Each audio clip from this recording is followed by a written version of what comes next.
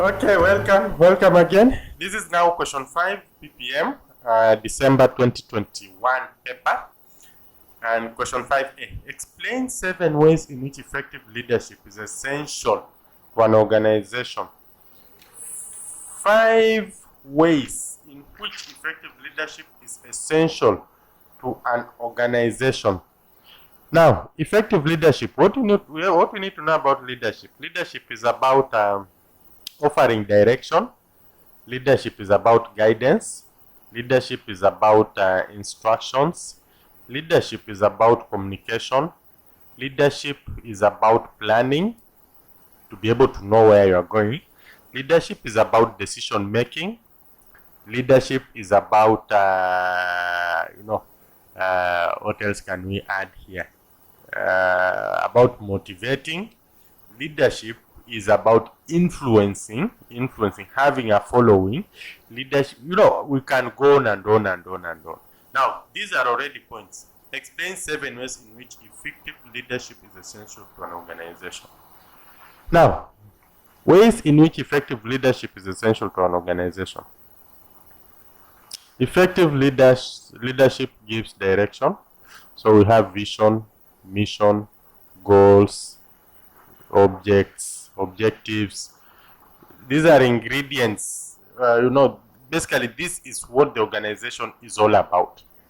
But it's leadership, effective leadership at that will help the followers to know the path that will help them achieve the vision, mission. So basically he guides the employees towards the vision, the mission, the goals, and the objectives.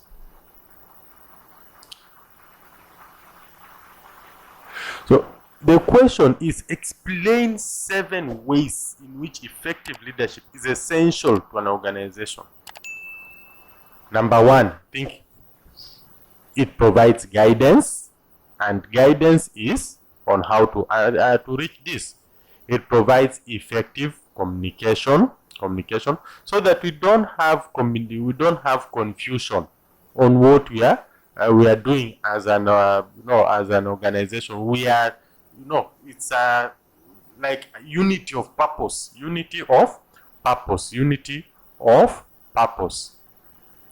We also talk of course, motivation, which will help us, achieve all this. Motivate. So ways in which effective leadership is essential to an organization is that effective leadership has a way to improve on the morale, has a way to improve the morale of the people, which will now help the organization achieve its goals, mission, vision, and all those kind of stuff. So effective leadership improves communication. Effective leadership brings about motivation. Effective leadership ensures better working environment. Because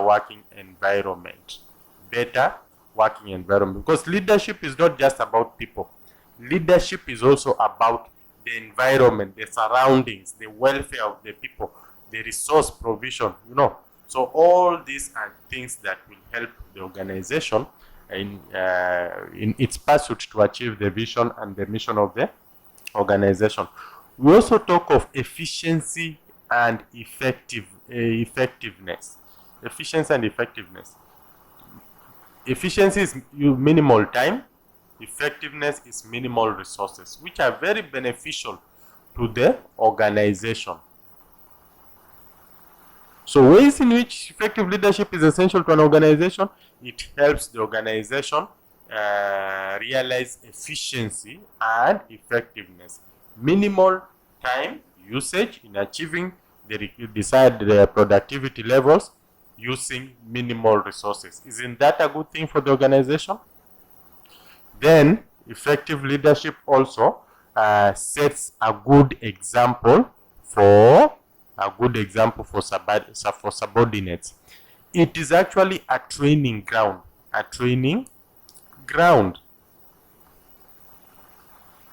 for the future leaders, and this ensures continuity for the organization. That is very important. It also sets a good culture for the organization, a good reputation to the organization.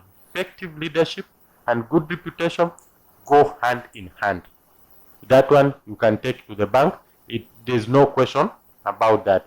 It also helps in reducing mistakes, because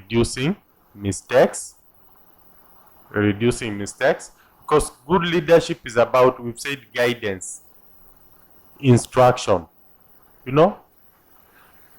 Then it also helps to instill what we call visionary leadership to the upcoming leaders. This is very important in succession planning. All these are points. Actually, we have mentioned so many points than what I've written in succession planning. So effective leadership is essential for succession planning in an organization. If you have effective leadership, you will pass it over, to the upcoming generation. So succession planning will always be there. We also talk of, I think I mentioned the unit of purpose, direction. There's something about teamwork, and effective leadership. Effective leadership, people work as a team, and when we work as a team, productivity and performance levels goes towards increasing. I've not even mentioned things like availability of resources. I've not mentioned things like this conflict management,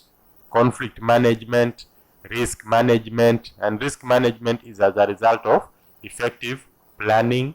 I've not mentioned things like disturbance handling, things like problem solving, and all these things will ensure a smooth flow of organization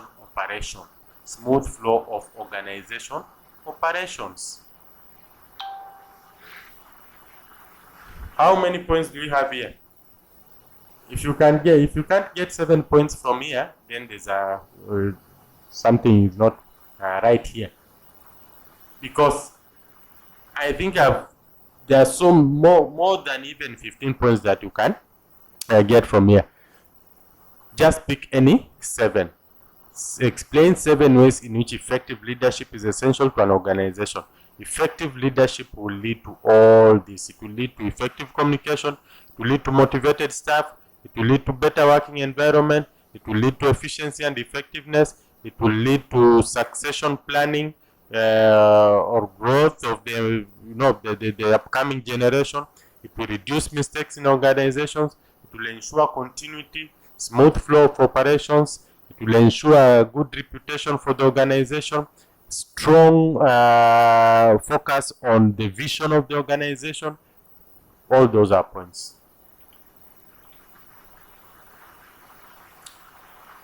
Let's look at question, this is 5B. Summarize 5 functions of mid-level managers.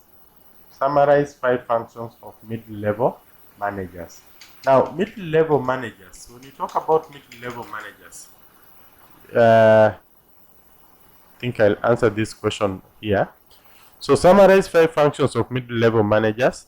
We have the top level managers, then you have the mid-level, and then you have the low level. The low level are also referred to as the operational level managers.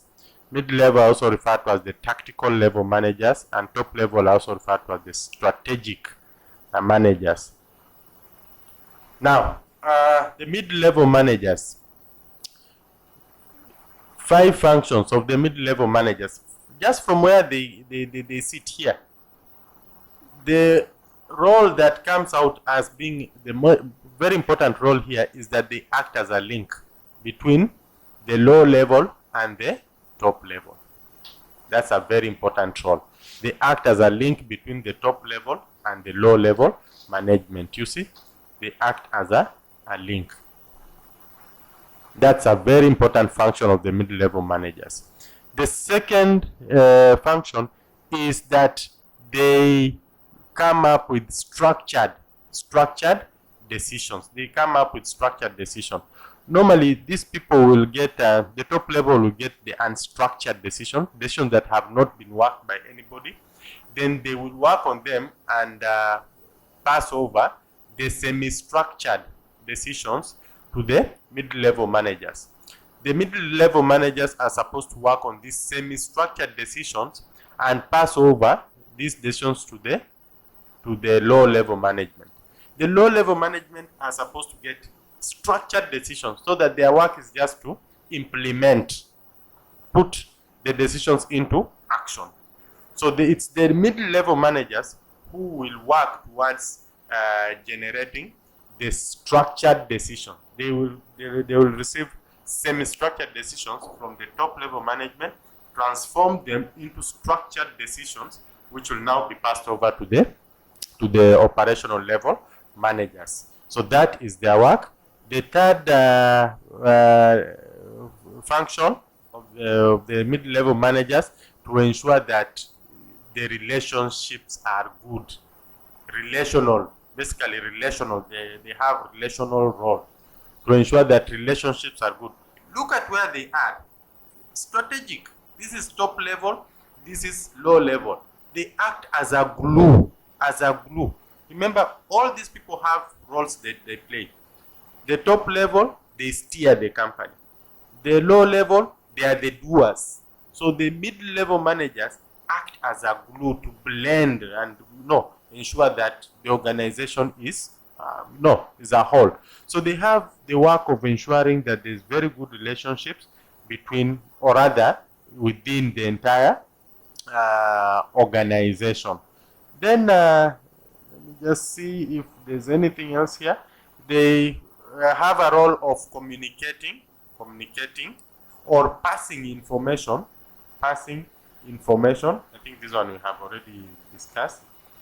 It should come under the link between low and top. That is basically communicating and passing information, so there's no need of repeating that. Otherwise, we also have problem-solving roles. They play this role. Then we also have the role of reporting to the top level management. Again, this one might come here under link. So here we have communicating roles, we have reporting roles. Of course, reporting is part of communicating, so we don't have to do that. Then we can also talk about appraising and evaluating performance.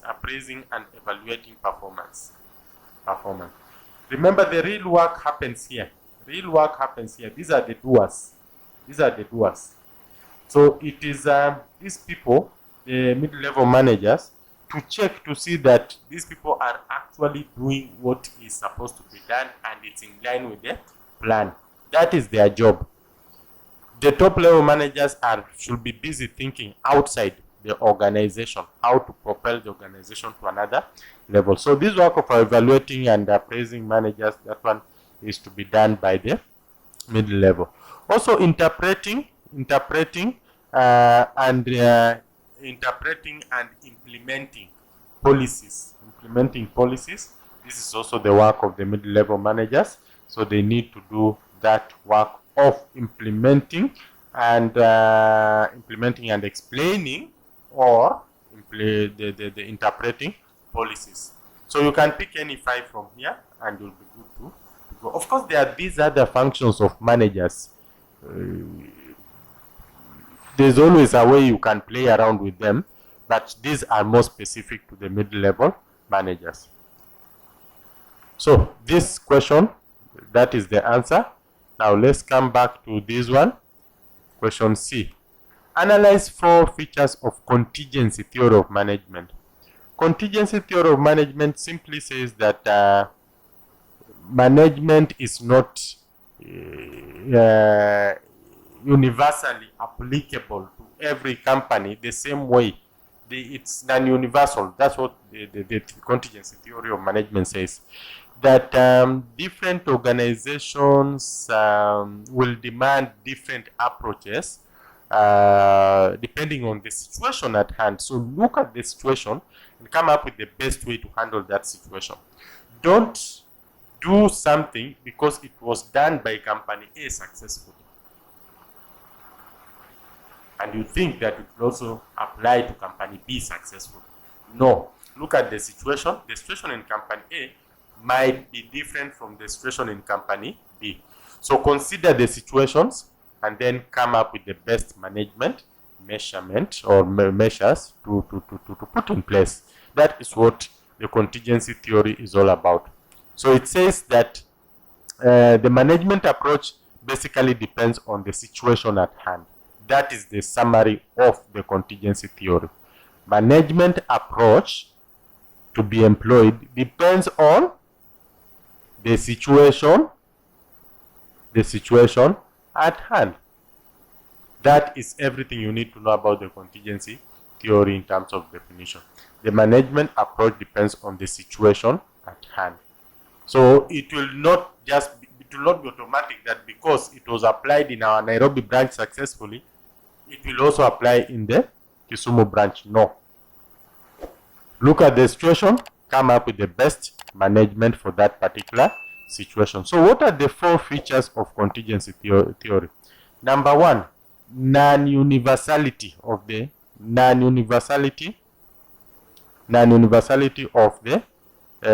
of management. That it's not automatic, and I think I've explained this. It is not automatic. It just doesn't apply to all organizations. Because you applied in organization successfully, it doesn't mean that it will be successful also in all other organizations.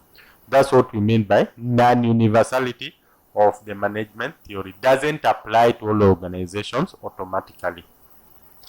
Then number 2, it's the environment. The environment is a key determinant.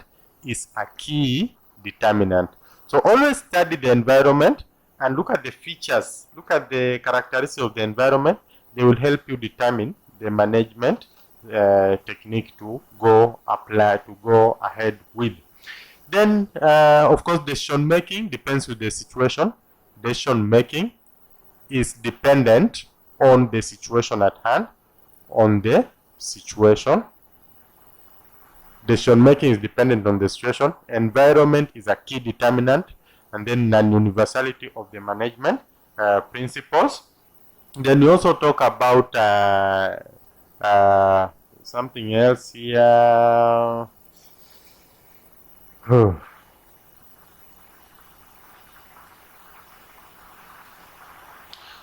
think the situational part of it we've talked about. There is always that correlation kind of cause effect. We talk of cause effect or if then kind of a relationship. That if this happens, then this happens. And it's a whole game of looking at the situation at hand and then employing the best management principle. So that one will also come in as one of the features of contingency theory. Now, for it to be effective, we have to ensure effective leadership, because effective leadership calls for clear understanding of the environment, flexible kind of communication, You need to basically discuss with the environment, people, before you can come up with a decision that can be applicable to the situation at hand. So that also comes up as one of the key features. It requires a lot of human relations skills, how to interact with the people, because it is situational. So it's not something that we are just going to come up with a decision. Look at the situation, talk to people. When we talk about human relations, we are talking about stakeholders. How many stakeholders, anybody who has an interest in the business. So talk to these people, they will give you insights. So as one of the features of contingency theory, you must have very good human relations and communication skills, and also diagnostic skills, so as to identify the problem well and come up with the measures or the management practice that will best handle that problem. So all these come in as features of contingency theory of management. It is situational, and so there's a way you are supposed to go about it. It's not written anywhere that this is how you should handle this. No, look at the situation at hand, come with the best management technique to handle, or strategy to handle that particular situation. So that answers that question. Let's go to the next question. Let's meet in the next question. Thank you.